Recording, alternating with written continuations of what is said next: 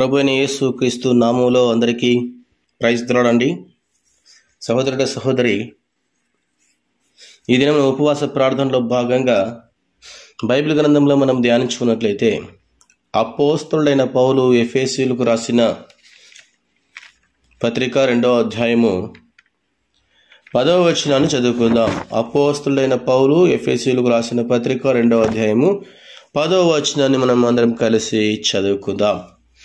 మరియు వాటి యందు మనము నడుచుకునవలనని దేవుడు ముందుగా సిద్ధపరిచిన సత్క్రియలు చేయుటకై మనము క్రీస్తు యేసునందు సృష్టింపబడిన వారమై ఆయన చేసిన పని అయి ఉన్నాము. సహోదరుడా సహోదరి, ఇక్కడ చూస్తుంటున్నాం, ఎవరు చేసిన పని అయి ఉన్నామంట? ఆయన చేసిన పని అయి ఉన్నాము. యేసుక్రీస్తు ప్రభు నిన్ను నన్ను ఏర్పాటు చేసుకున్నాడు.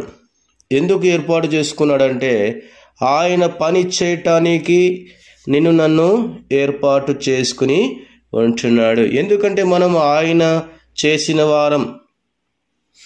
దేవుడు ముందుగా ఏర్పాటు చేసిన మంచి పనులలో మనం నడవాలని, వాటి కోసం మనలను క్రీస్తు యేసులో సృజించడం అనేది జరిగింది. ప్రియులారా,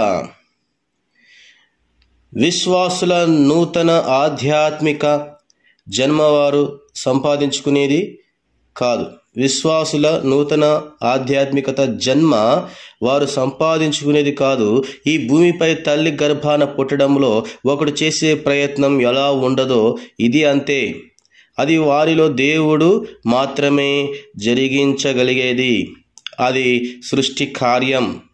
కాబట్టి ఏది చేయాలన్నా ప్రభు చేతిలో ఉంటుంది. మనము ఆయన చేసిన పని అయి ఉన్నాము.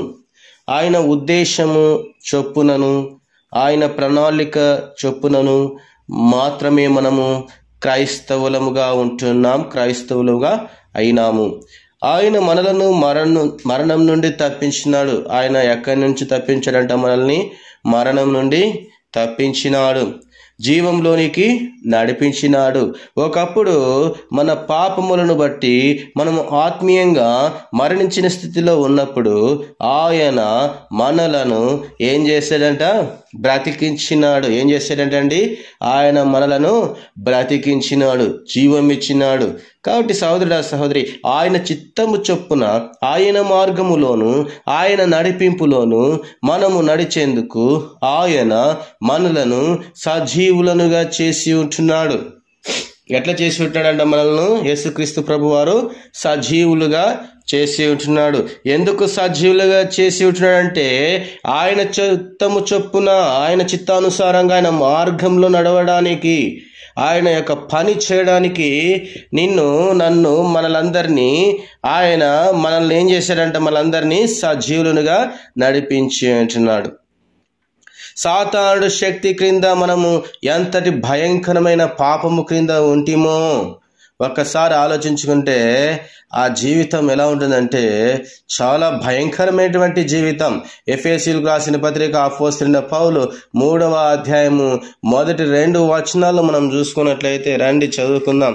అపోస్తలుడైన పౌలు ఎఫెసీయులకు రాసిన పత్రిక 3వ అధ్యాయము 1-2 వచనాలు, మొదటి 2 వచనాలను మనము చూసుకున్నట్లయితే, ఈ హేతువు చేత అన్యజనులైన మీ నిమిత్తము క్రీస్తు యేసు యొక్క ఖైదీనైన పౌలను నేను ప్రార్థించున్నాను. మీ కొరకు నాకు అనుగ్రహింపబడిన దేవుని కృపా విషయమైన ఏర్పాటును గురించి మీరు వినియున్నారు. సోదరుడా సహోదరి, ఇక్కడ చూస్తుంటున్న దేవుని యొక్క కృప మన పైన ఉంటా ఉన్నది. భయంకరమైనటువంటి పాపము కింద ఉన్నటువంటి నిన్ను నన్ను దేవుడు విడిపించి ఉంటున్నాడు. మనము సాతానుడి నడిపింపులో ఉంటూ లోకమనే ఊబిలో త్రొక్కబడి తీర్పునకును నాశనమునకును పాత్రులముగా ఉంటిమి. అయితే దేవుడు మనల్ని దృష్టించినాడు, సాతానుడి చేతి నుండి మనలను విడిపించినాడు. తన కృపా ఉద్దేశము చొప్పున మనలను నూతన సృష్టిగా చేసి ఉంటున్నాడు దేవుడు.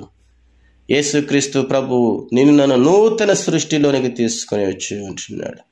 అయితే ఈనాడు అనేక మంది విశ్వాసులు సహవాసములు సన్నిధానములు నూతన సృష్టిలోనికి యేసుక్రీస్తు ప్రభు తీసుకుని వచ్చి ఉంటున్నాడు అన్న విషయాన్ని మరిచిపోయి భయంకరమైనటువంటి పాపమును చేస్తూ భయంకరమైనటువంటి ఆ యొక్క లోకమనేటువంటి ఊబిలో ఉంటూ నాశనమునకు పాత్రులుగా జీవిస్తామంటూ అనేక మంది మార్గమును యేసయ్య మార్గమును వదిలేసి లోకమనేటువంటి ఆ యొక్క సాతాను మార్గములో నడుస్తున్నారు. అటువంటి వారి కోసం మనం ప్రార్థన చేయాలి. దేవుని చెయ్యి విడిచిపెట్టి వెళ్ళిపోతే సాతానుడు ఏం చేస్తాడంటండి? బ్రెంకి వేస్తాడు. దేవుడు రక్షణ ఇచ్చి ఉంటున్నాడు. రక్షణ అనున్నది మనంతట మనము సంపాదించినది కాదు. అది మన క్రియల ద్వారా మనకు సంక్రమించింది కూడా కాదు. అది కేవలం దేవుని కృప. దేవుని కృప వలన మనకు ఇయ్యబడింది అన్న విషయం మర్చిపోకూడదు సహోదరుడా సహోదరి. కాబట్టి దాని విషయమై మనలో ఎవరినూ అతిశయించేందుకు వీలు లేదు. కానీ మనము సత్క్రియలు చేయుటకై రక్షించబడ్డాము. ఈనాడు సత్క్రియలు చేయండిరా అంటే దుష్టక్రియలు చేస్తూ ఉంటున్నారు సంఘంలో సహవాసములు. వాక్యము బోధించేటువంటి వారితో కలుపుకుంటే ఈనాడు పేరుకు మాత్రమే క్రైస్తవులుగా పిలువబడుతున్నారు, కానీ నిజంగా వారి యొక్క హృదయంలో ఎవరు లేరంట? క్రీస్తు లేడు. సత్క్రియలు లేవు. క్రియలు లేని విశ్వాసము మృతము. అటువంటి వారు రక్షణ పొందామనుకుంటున్నారు, కానీ వారు రక్షణలో లేరు, దుష్ట రక్షణలో ఉన్నారు. దుష్ట రక్షణ అంటే ఏంటి? ఆ యొక్క దుష్టుని యొక్క ఆలోచనలతో ఈ లోకములో ఉన్నటువంటి రక్షణ సౌకర్యాలను పొందుకుంటున్నారు, కానీ నిజమైన రక్షణ సౌకర్యము యేసయ్యలో ఉన్నది అన్న విషయం మర్చిపోతూ ఉంటున్నారు. సత్క్రియలు చేటికే రక్షించబడ్డాము. అయితే ఈ లోకంలో ఉండే రక్షణ ఎలాంటి రక్షణ అంటే తాత్కాలికమైనటువంటి రక్షణ. సాతానుడు నిన్ను రక్షిస్తానంటాడు. రక్షిస్తానని చెప్పి వాడు ఏం చేస్తాడంట? భక్షిస్తాడు. సాతానుడు ఏం చేస్తాడు చెప్పండి? భక్షిస్తాడు. రక్షణకు ముందు మనము చేసిన క్రియలన్నీ జీవము లేని క్రియలు. ఈ లోకంలో రక్షణ లేదు. యేసయ్య నామంలోనే రక్షణ. కాబట్టి జీవం లేనటువంటి క్రియలు మనము ప్రేమిస్తూ ఉంటే దానివల్ల మనకేమొస్తుందంట? నష్టం వస్తుంది. గనుక అవి జీవము గల దేవుణ్ణి సంతృప్తి పరచలేవు. జీవము లేని క్రియలు జీవము గల దేవుణ్ణి సంతృప్తి పరచలేవు. జీవము గల దేవుణ్ణి మనము సేవించడానికి మునుపు మన మనస్సాక్షి పూర్తిగా ఏమవ్వాలంట? కడగబడాలి. కడగబడిందా? ఒకవేళ కడగబడకపోతే ఉపవాస ప్రార్థనలో మనం ఏం చేయాలా? సంపూర్ణంగా మన మనస్సాక్షిని ఏం చేయాల? ప్రభు వైపు మళ్లించాల, ప్రభు వైపు కేంద్రీకరించాల, ప్రభువును స్వీకరించాల, యేసును హృదయంలో చేర్చుకోవాలి. మనస్సాక్షి పూర్తిగా ఏమవ్వాలంట?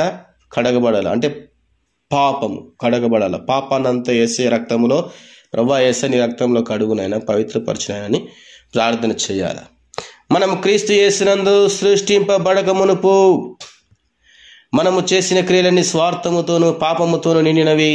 ఈనాడు అనేక మంది సంఘంలో స్వార్థముతో కూడుకున్నటువంటి రాజకీయ వేషాలు వేస్తా అంటున్నారు. ప్రార్థన ఉండదు. ఒక వాక్యం చెప్పండి అంటే వాక్యం చెప్పేకి రాదు. ప్రార్థన చేయంటారా అంటే ప్రార్థన చేసేకి రాదు. పాటలు పాడంటారా అంటే పాటలు పాడేకి రాదు. ఈనాడు గుడ్డి సేవకులు వచ్చింటారు సంఘంలోకి. గుడ్డి సేవకులు. సంఘమును నడిపించే సేవకుడు గుడ్డివాడైతే ఆ సంఘంలో ఉండే గొర్రెలన్నీ కూడా ఎలా ఉంటాయంట? గుడ్డి గొర్రెలుగా ఉంటాయి. సంఘాన్ని ఒక బాధ్యతాయుతమైన పద్ధతిలో నడిపించడానికి బాధ్యగల సహోదరులు గుడ్డి వారి వలె ఉంటే సంఘం అంతా గుడ్డి వారి వలె ఉంటుంది. కాబట్టి సత్క్రియలో ఉండాల. మనం క్రీస్తు యేసునందు సృష్టింపబడక మునుపు మనము చేసిన క్రియలన్నీ స్వార్థముతోను పాపముతోను నిండినవి. కాబట్టి ఈనాడు అనేక మంది స్వార్థముతో సహవాసములో జొరబడి ఉంటున్నారు. స్వార్థముతో తమ క్రియలను చూపిస్తూ ఉంటున్నారు.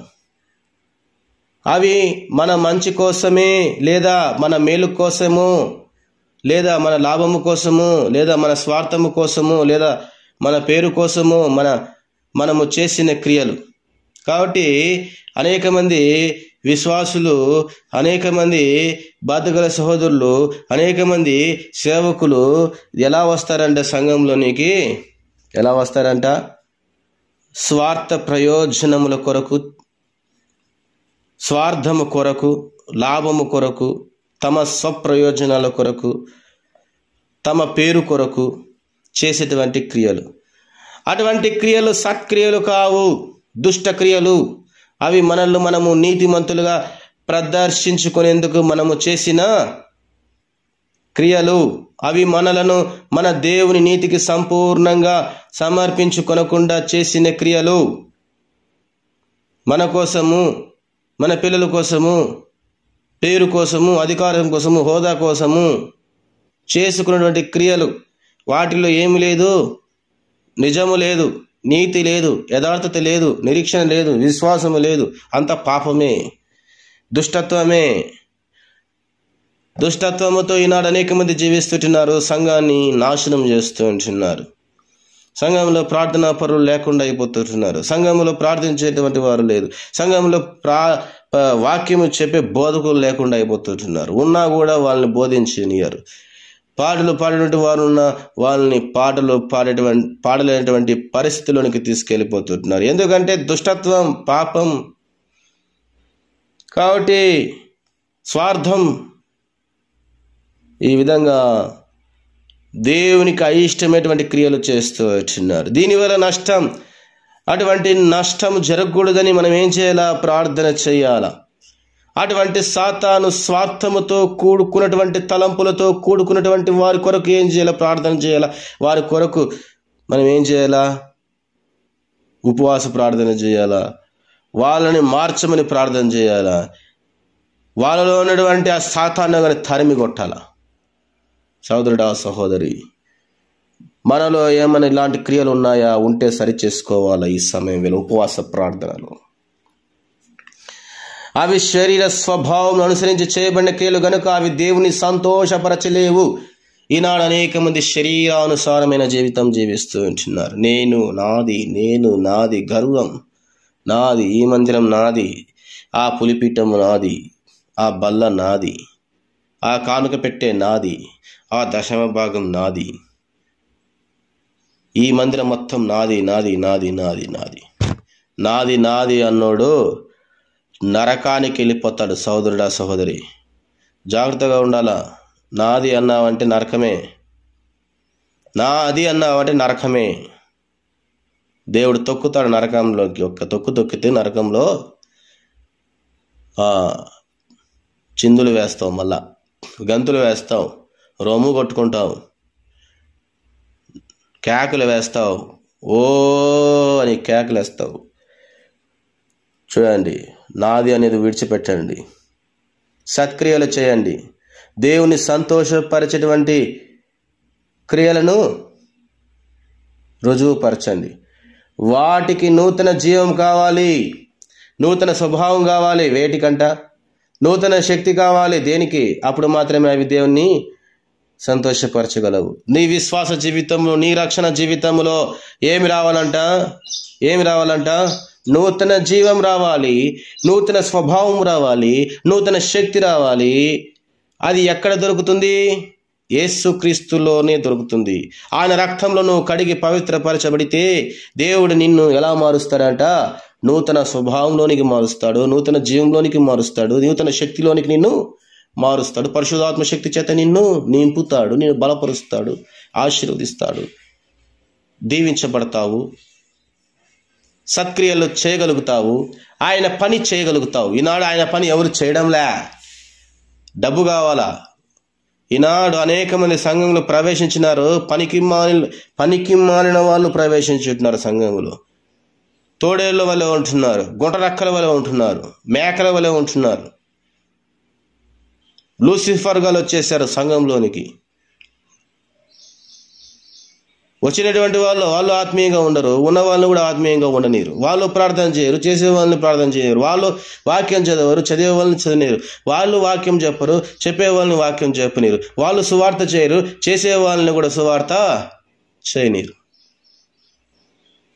ఈనాడు సంఘ కాపర్లు కూడా పనికి మాలిన కాపర్ల వలె ఉంటున్నారు. సోదరుడా, సహోదరి, ఇదే సమయం, ఇదే రక్షణ దినం. ఈ సమయం దేవుని యొక్క పాదాల చెంతపడి మొరబెట్టుకో. సేవకులారా, విశ్వాసులారా, బాధ్యత గల సహోదరులారా, యవనస్తులారా, పిల్లలు మొదలుకొని పెద్దల వరకు అందరూ ప్రభు పాదాల చెంత సాగిలపడండి. గుడ్డి వారి వల్ల జీవించద్దండి. సంఘంలో యథార్థంగా జీవించండి, నీతిమంతులుగా జీవించండి, విశ్వాసులుగా జీవించండి.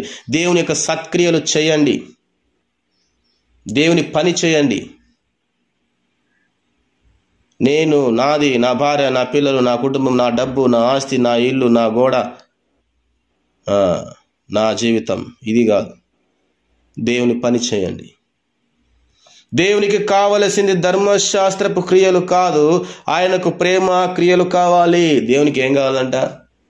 ప్రేమ కావాలి. ఆయన ప్రేమించమంటున్నాడు. ఆయన ఆ శాశ్వతమైన ప్రేమతో నిన్ను ప్రేమించి ఆయన విలువైన రక్తాన్ని చిందించి నిన్ను ఆయన సొత్తుగా చేసుకున్నాడు. ఆయనను సంతోషపరిచి ఆయన చిత్తానుసారమైన సత్క్రియలు ఆయనకు కావాలి. ఆయన చిత్తానుసారంగా మనం జీవించేటువంటి వారిగా ఉండాలి.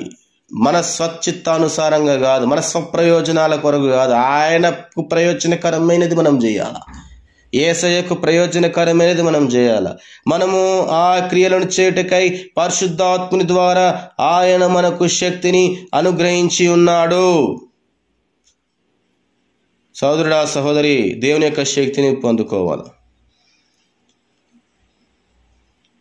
దేవుడు ఒకటే మాట చెప్తాడు. సేవా జీవితంలోనికి వచ్చినటువంటి సేవకురాలు కావచ్చు, యథార్థమైనటువంటి సేవ చేయకపోతే సేవా జీవితం వదిలేసి వెళ్ళిపో అంటాడు దేవుడు. పనికి మాలిన సేవ నాకు వద్దు, సత్క్రియలు లేనటువంటి సేవ నాకెందుకు, పోరా బయటకు అంటాడు దేవుడు. సత్క్రియలు లేని నీ యొక్క సేవలో, సత్క్రియలు లేనటువంటి నీ యొక్క సేవ నా యొక్క పని చేయనప్పుడు సోమరిపోతుగా ఉంటూ దినదినము తినుచు త్రాగుచు సుఖిస్తూ జల్సాలు చేస్తూ నా సిలువ మొయ్యుకోకుండా శరీరం అనేటువంటి ప్రయోజనాల కొరకు స్వార్థముతో కూడుకున్నటువంటి నీ యొక్క వ్యక్తిగతమైనటువంటి సత్క్రియలు చేసుకునొచ్చు. నీవు, నీ భార్య, నీ పిల్లలు, ఇంకా తొట్టి గ్యాంగ్ కొంతమంది బ్యాచ్ ఉంటారనమాట. సంఘము యొక్క డబ్బును వ్యర్థపరుస్తూ ఈ లోకంలో ఇష్టానుసారంగా జల్సాలు చేస్తూ దేవుని యొక్క పని చేయకుండా, సువార్త చేయకుండా, వాక్యము బోధించకుండా, అనేక మందిని యవనస్తులను సిద్ధపరచకుండా, వాక్యోపదేశకులను సిద్ధపరచుకోకుండా, ప్రార్థనా పరులను సిద్ధపరచకుండా ఈ యొక్క సేవకులు కొంతమంది ఏం చేస్తున్నారంటే జల్సాలు చేస్తుంటున్నారు. దేవుని పని చేయటం లేదు. కాబట్టి నాది నేను అనేటువంటి విర్రవీగినావా, నరకంలోనికి వేయబడతావు. గుర్తుపెట్టుకో. నీ వల్ల చేత కాకపోతే, సేవా జీవితం చేత కాకపోతే వెళ్ళిపో. ఇదే బైబిల్ గ్రంథం సెలవిస్తూ ఉంటున్నది. హ్యాపీగా ఏదైనా నువ్వు పని చేసుకో, బయటికి పోయి.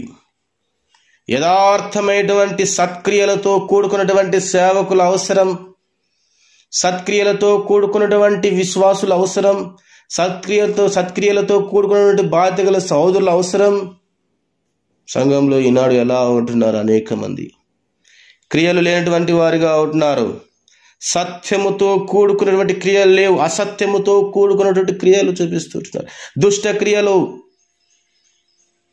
దుష్ట సమూహం ప్రవేశించి ఉంటున్నది. కాబట్టి ప్రార్థన చేయాలా. ప్రార్థన చేస్తే ఈ దుష్ట సమూహం ఏమైపోతుందంటే పారిపోతుంది.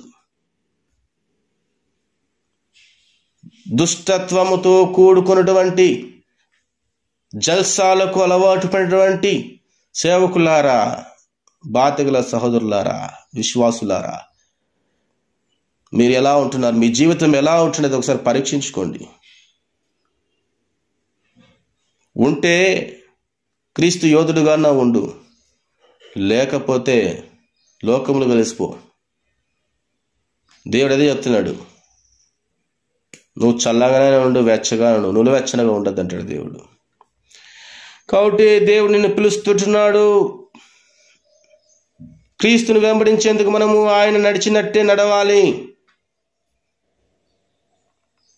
మన మహిమను కాక దేవుని మహిమను ఆశిస్తూ ఉండాలి. నా పేరు కనపడాలా, నేనే పులిపిటం మీద కనపడాలా, నేనే వాక్యం చెప్పాలా, నేనే నేనే నేనే.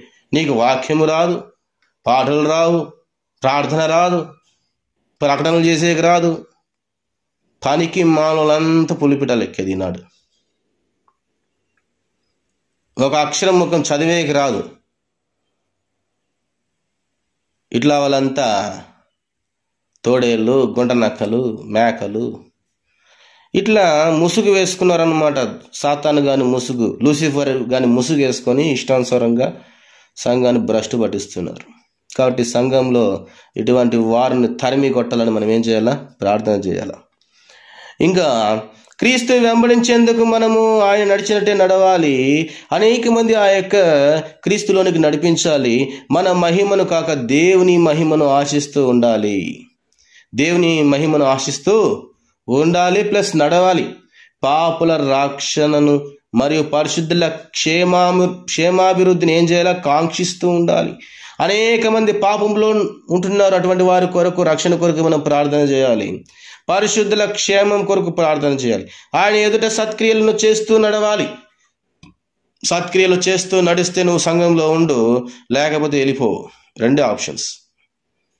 ఎందుకంటే సత్క్రియలు చేస్తూ నీవు నడిస్తే నీ సత్క్రియలు చూసి వాళ్ళు కూడా ఆ యొక్క సత్క్రియల ద్వారా నడుచుకోవడానికి ఇష్టపడతారు. ఆ సత్క్రియల్లో ఏముండాలంటే క్రీస్తు ఉండాలి. క్రీస్తుతో కూడినటువంటి సత్క్రియలు ఉండాలి. అటువంటి సత్క్రియల్లో మనం ఏం చేయాలా? పాలు పొందాలి. సత్క్రియలు లేకుండా దుష్టక్రియలు ఉన్నటువంటి విధానంలో ఉంటే అటువంటి దుష్టత్వంలో మనము నడవకూడదు. పాపులలో చేరకూడదు. పాపుల కొరకు ప్రార్థన చేయాలా, రక్షణ కొరకు ప్రార్థన చేయాలా. ఇది మర్చిపోకూడదు. సమస్తమైన మంచికి మూలమైన ఆయనకు కృతజ్ఞతాస్తుతి ఆరాధనలు అర్పిస్తూ ఉండాలి. ఎల్లప్పుడూ ప్రార్థన చేస్తూ ఉండాలి. సహోదరుడా, సహోదరి, జ్ఞాపకం చేసుకుందాం. సత్క్రియలు చేయటకే మనము క్రీస్తు యేసునందు సృష్టింపబడిన వారమై ఆయన చేసిన పని అయి ఉన్నాము.